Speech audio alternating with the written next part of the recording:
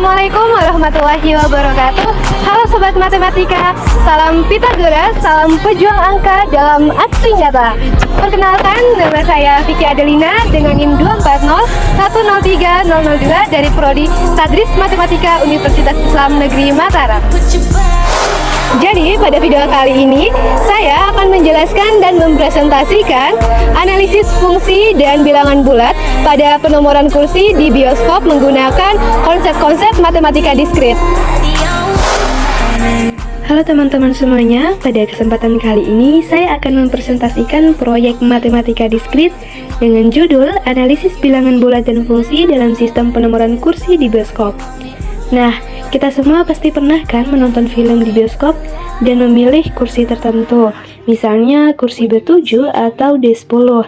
Namun, pernah gak sih teman-teman berpikir bagaimana sistem penomoran kursi itu dibuat sehingga setiap kursi itu memiliki posisi yang unik dan teratur?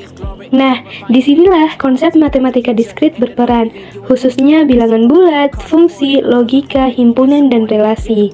Dalam presentasi ini, saya akan menjelaskan bagaimana sistem penomoran kursi di bioskop bisa dianalisis menggunakan konsep-konsep matematika diskrit tersebut. Lalu, mengapa sih tema ini menarik?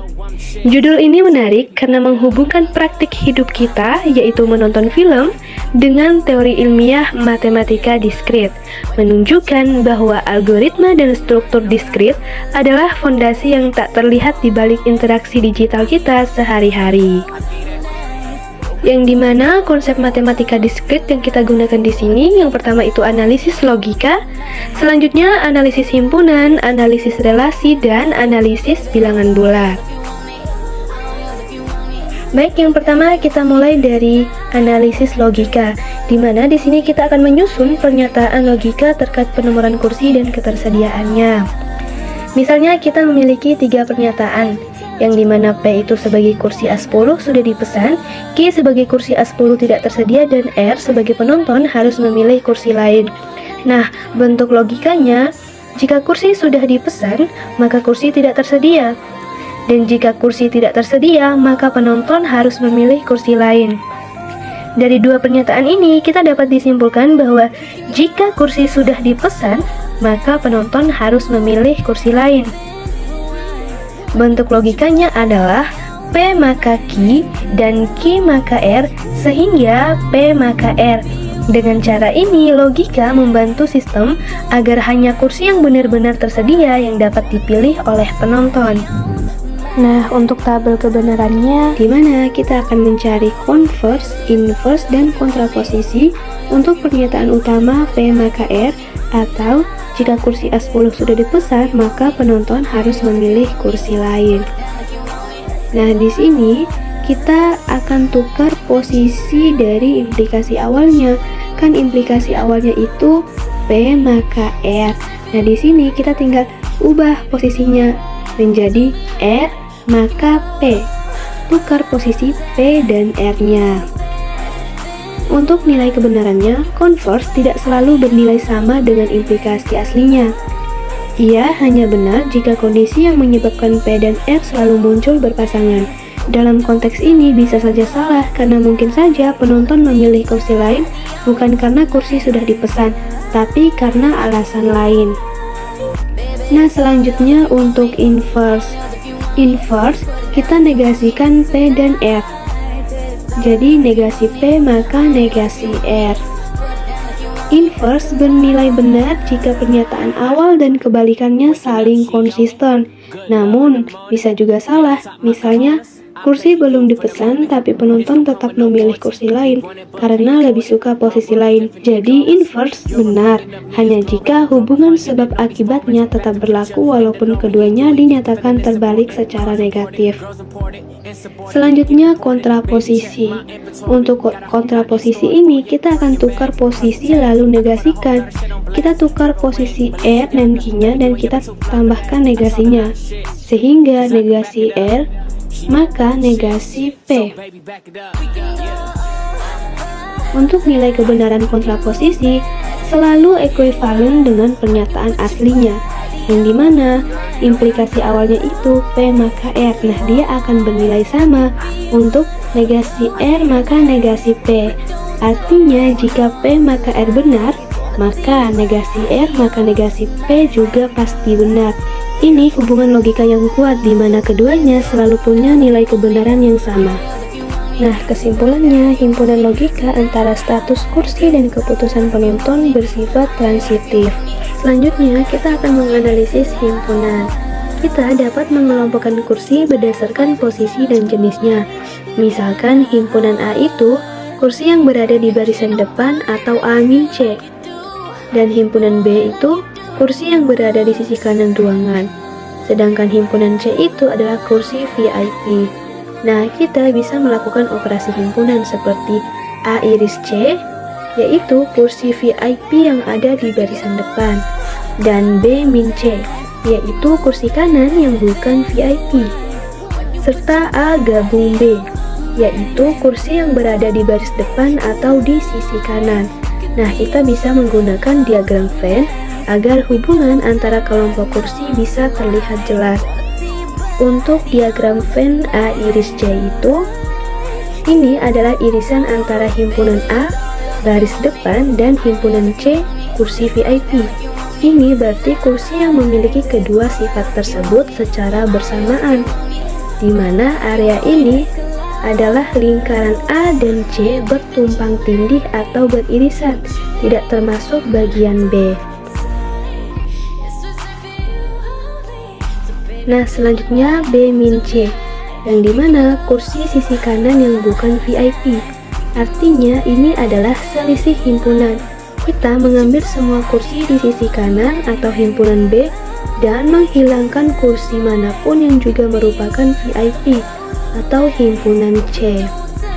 Nah, untuk B min C ini, pada diagram visualnya itu seluruh area lingkaran B kecuali bagian manapun yang tumpang tindih dengan lingkaran C. Selanjutnya untuk A gabung B, yaitu kursi yang berada di baris depan atau di sisi kanan.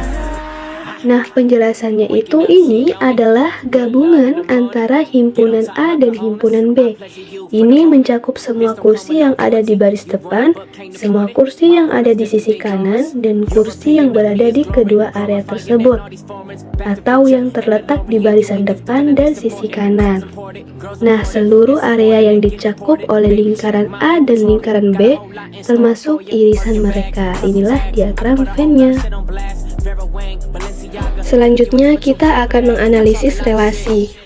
Dalam sistem bioskop kita punya dua himpunan. Himpunan pertama yaitu baris kursi A, B, C dan seterusnya. Sedangkan himpunan kedua yaitu nomor kursi 1, 2, 3 sampai 10.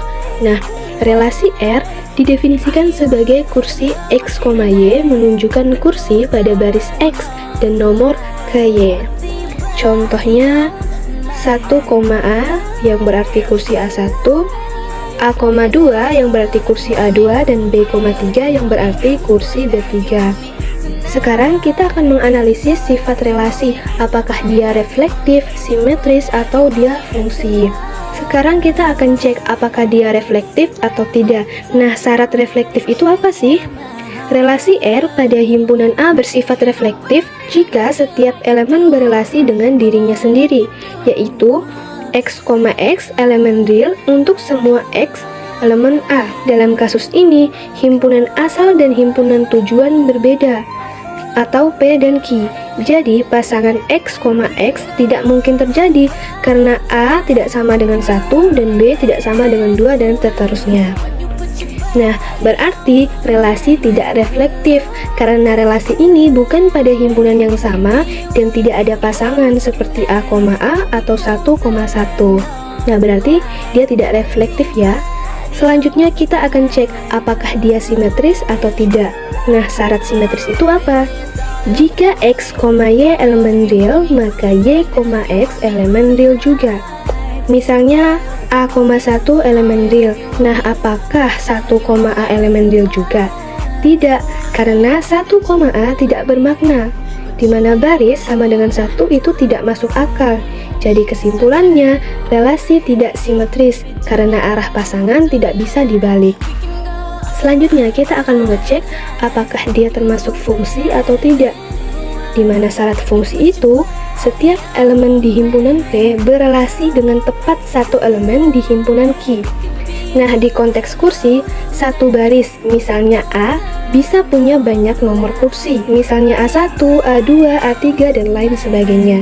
Jadi, satu elemen di P bisa berpasangan dengan lebih dari satu elemen di Q. Nah, berarti relasi bukan fungsi dari P ke Q, karena satu baris, misalnya A, bisa berelasi dengan banyak nomor kursi. Namun, kalau arah dibalik dari Q ke kursi tertentu, misalnya setiap kursi bernomor hanya satu baris, barulah bisa menjadi fungsi.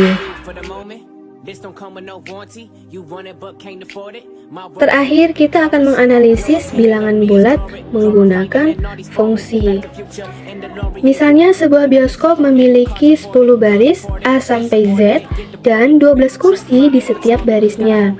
Kita ingin menentukan nomor kursi secara keseluruhan dari posisi baris dan kolom. Nah, kita dapat menggunakan fungsi fx, y sama dengan 12 x min 1 plus y, di mana x adalah nomor baris, a sama dengan 1, b sama dengan 2, dan seterusnya. Dan y adalah nomor kursi di baris tersebut. Contohnya kursi A1. Nah, berarti f, x, y nya kita substitusikan 1,1.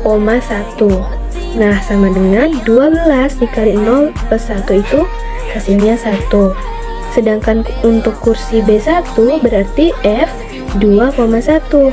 Nah, artinya 12 kita kalikan dengan 1 lalu kita jumlahkan 1, hasilnya adalah 13. Selanjutnya untuk kursi D5 berarti F 4,5 sama dengan 12 kita kalikan dengan 3 plus 5. Nah, berarti hasilnya adalah 41. Artinya, kursi D5 adalah kursi ke-41 dari keseluruhan ruangan. Fungsi ini injektif, karena setiap posisi X, Y hanya memiliki satu hasil unik. Konsep ini memastikan tidak ada dua kursi yang memiliki nomor yang sama.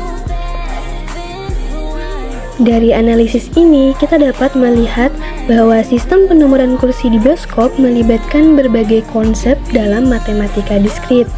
Konsep logika membantu menentukan ketersediaan kursi. Himpunan membantu pengelompokan posisi kursi. Relasi menjelaskan hubungan antara baris dan nomor kursi. Dan bilangan bulat serta fungsi digunakan untuk menentukan nomor kursi secara keseluruhan dengan cara yang sistematis dan unik. Dari sini saya menyadari bahwa matematika diskrit tidak hanya teori, tetapi juga memiliki aplikasi yang sangat nyata dalam kehidupan sehari-hari, termaksud di tempat yang sering kita kunjungi yaitu bioskop. Terima kasih telah menyimak presentasi saya tentang analisis bilangan bulat dan fungsi dalam sistem penomoran kursi di bioskop. Semoga penjelasan ini dapat memberikan gambaran bahwa matematika diskrit dapat diterapkan dalam berbagai aspek kehidupan kita sehari-hari. Sampai jumpa dan terima kasih. Wassalamualaikum warahmatullahi wabarakatuh.